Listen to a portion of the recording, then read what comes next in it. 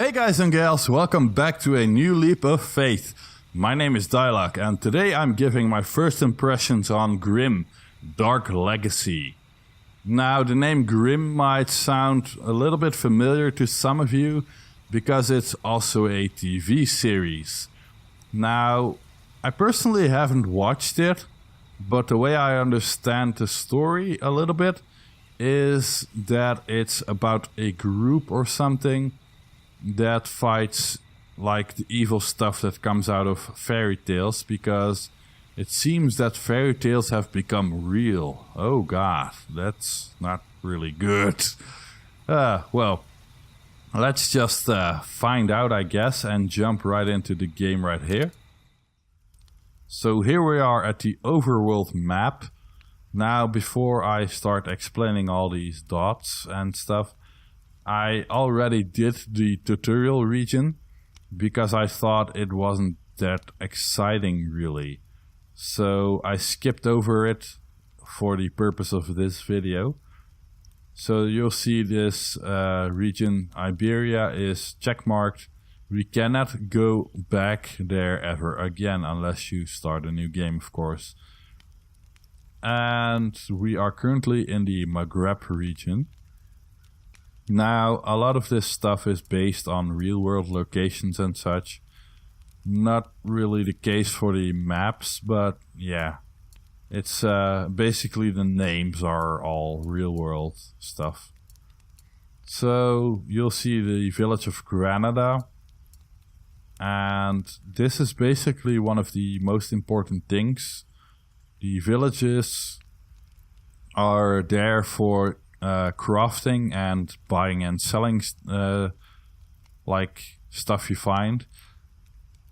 Now, crafting can be done while you're like in the field, except that you can only craft food with campfire kits. So yeah, there's no crafting of weapons and such out in the field. You really have to go to a village to do that. Might be a little inconvenient at some times, but the missions aren't really that long, so yeah, it's not a really big deal. Now let's start with these dots, which are all on the road, like hot weather, cold welcome, and these question mark ones.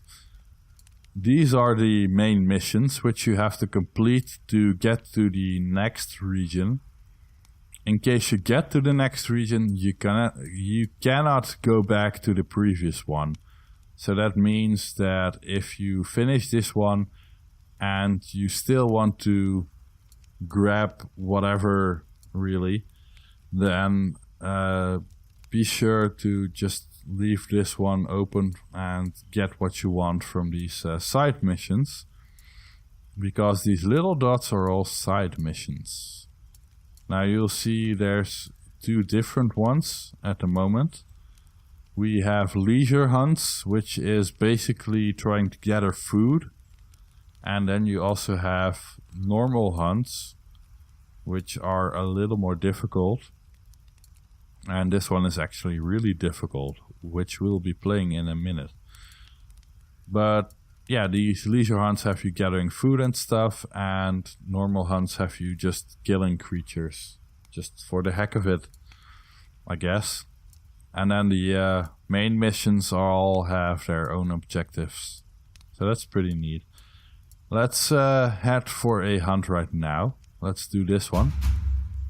It's supposedly very hard.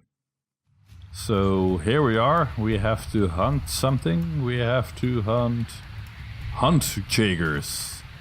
So we have to kill 2 of those and then that finishes the mission. And then you can basically roam around, explore all you want. Not really a good decision to do that because, let's explain the meters a little bit.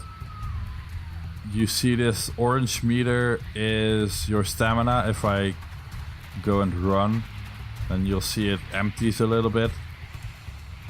If I do this, like the slide, then it empties way faster. This red bar is of course your health. Now, ooh, there's 2 of them already. And these, this green bar is basically your food bar. If that runs out, you're gonna starve and you're gonna have a bad time. Just like this guy is gonna have a bad time if he keeps hitting me. Oh Jesus, he is hitting me hard. Smack, smack. Let's shoot him with our bow. He's trying to run. He might be a little bit faster than us though. Or not. Smack. Smack. They also start bleeding at a certain percentage of health, which makes them easier to find, I guess. We got some glass for that and some other stuff. And it's also kind of weird, but you skin these guys while they're actually kind of sentient creatures. It's kind of brutal. There is the other one. We're just gonna fire with our bow. Now if you turn yellow and you release your right mouse button while firing the bow, now you actually do some extra damage. It's kinda important. Let's throw a firebomb. And I actually put myself on fire there, which is not an ideal case because we might actually die here. Let's try and kite him a little bit. Up. Up. Up. Not really doing that much damage because these are actually resistant to all of the damage that's available, really. This is gonna take a long time, man. And we really can't afford to get hit.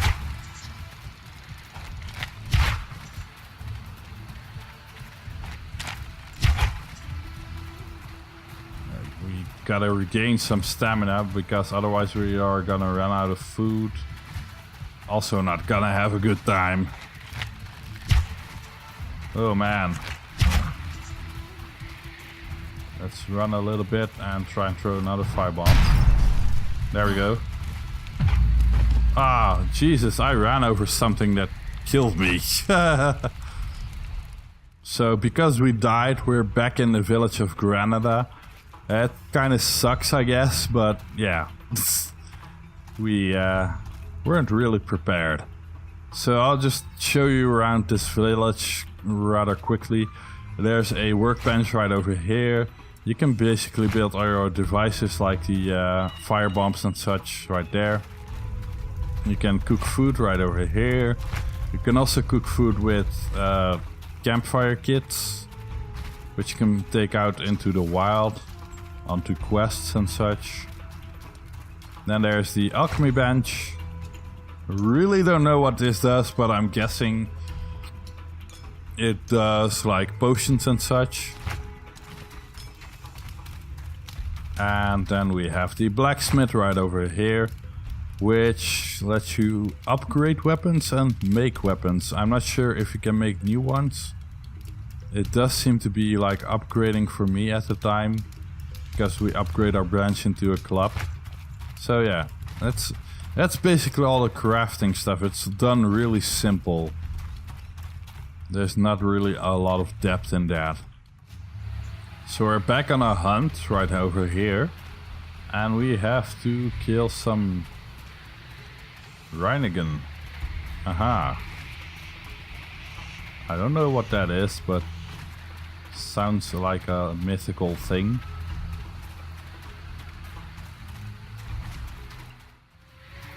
I think we're close. I can hear him. Which way though? Ah, there he is. So it's basically like the rat catcher. And And he does send rats at you. So... okay, please stop. There you go.